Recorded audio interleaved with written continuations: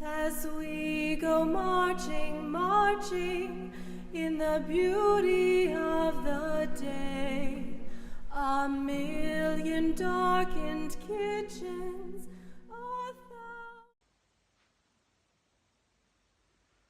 I'm marching for gender equality.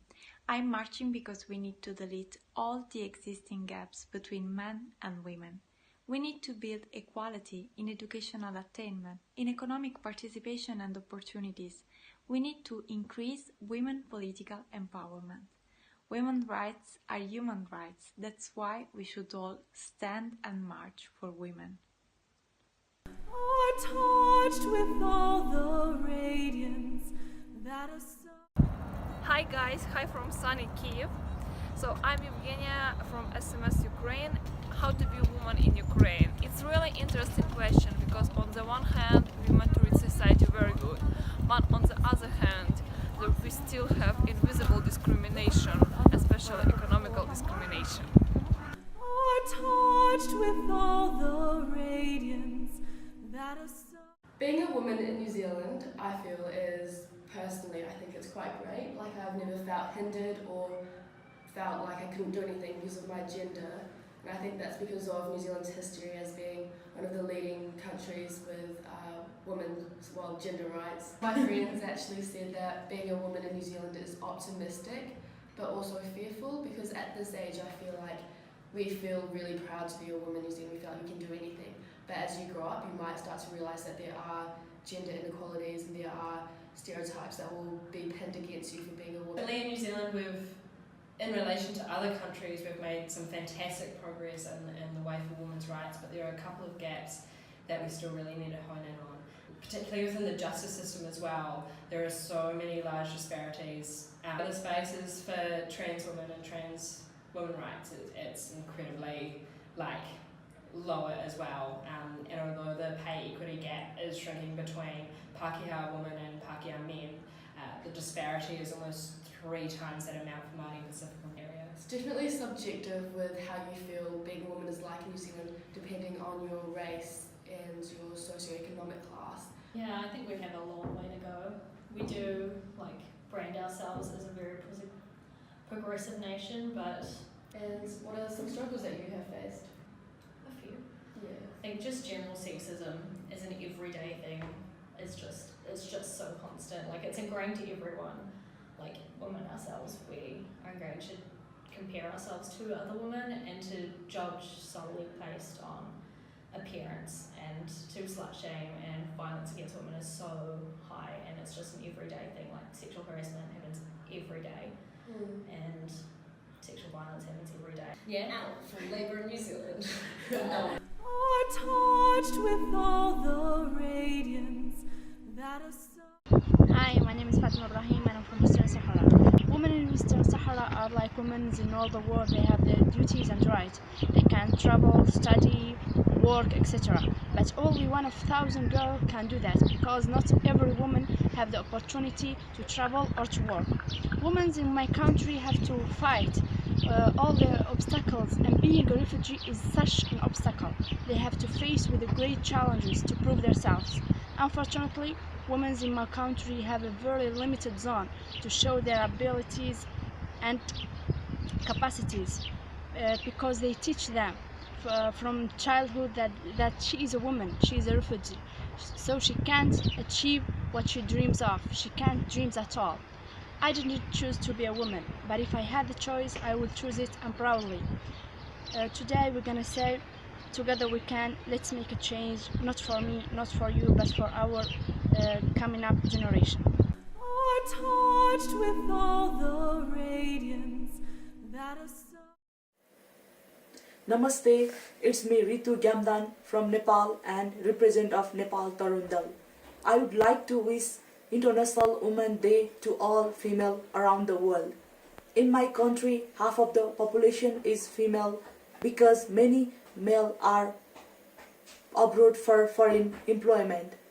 In past days, our country was male-dominated society, but now we break it, and even our constitution, it is clearly written participation of women should be 33% out of 100. Being as a woman in Nepal, we used to face many problems. Many women used to be voiceless, had to be victims of domestic violence. But now we are in phase of transforming. We are getting equal opportunities. We have rights, right to express our feelings. We have freedom. We are independent. We have participation in all government and private sector as well as politics too. It is really challenge for single lady have to be in different character, that is daughter, sister, wife, mother, activist as a part of society. Last but not least, I am very proud to be born as a female. Thank you so much. Are touched with all the radiance that a sun. Hello and very feminist greetings from Berlin, from the USOs. We are right in the middle of the preparations for the central demonstration for International Women's Day in Berlin. In the core of this year's demonstration, there will be fights. We have been fighting in Germany for several years, but that have especially inflamed debates during the past year concerning our quite restrictive anti-abortion law. Abortion in Germany is criminalized within our penal code, and not only that, but during the past years also doctors that have been just neutrally informing about the medical service of offering abortion have been sued by courts. Now this has led to a huge debate about reproductive rights and sexual equality of women in Germany in general. And of course, we want to pick up on that because we think that every woman has the right to choose whether she wants to be pregnant or not and has to have access to information about her medical choices.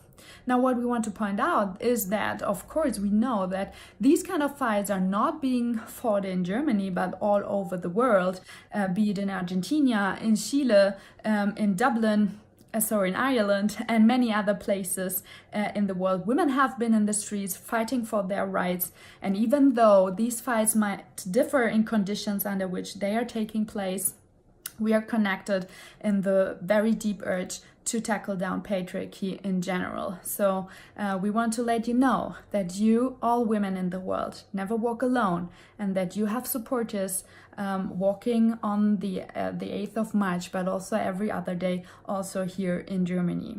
Are touched with all the radiance that a sun. Hi, I'm Scarlett Mellado and I'm so proud to be a Mexican girl. My country has made significant progress in the achievement of women's rights and gender equality, especially in key areas at federal level. Strengthening of national laws to ensure women and men equality, strong gender institutionalism, and increase public resources in make for gender equality. But discrimination and inequality of Mexican women are day-to-day issues. Mexico City public transport was named the second most dangerous for women among the 15 biggest cities in the world. 64 of the family users report having been sexually touched.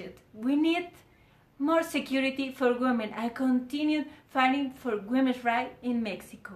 Are touched with all the radiance that a sun. Mabuhay from Macbani, Philippines. Patriarchy has been, for the longest time, part of Filipino culture and history. Throughout the years, there have been a lot of laws passed to protect women's rights, but that's the thing. They're just laws and they haven't been fully implemented yet. For one, we have recently passed the reproductive health law. But then the government still hasn't fully implemented it, and women still do not have access to reproductive health services and contraceptives. But the biggest problem that we face in the Philippines right now is having a president who continually undermines women's role in society and blatantly speaks misogynistic remarks and makes these disgusting sexist jokes against women. Jokes such as raping a missionary who looks like an actress, to narrating how he fingered his maid while she was asleep when he was younger. These remarks have led to men being emboldened and empowered to take what they want from women and harass them in public spaces.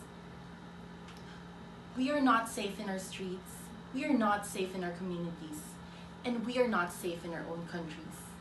How can we live freely as a woman if we are in fear of being harassed or attacked in our streets and in public spaces. This has been going on all throughout the world because of leaders such as Duterte, Bolsonaro, and Trump. It is about time that we take back our streets.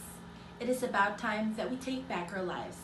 It is about time that we do not let these men dictate what we can do with our bodies, what we can do with our lives.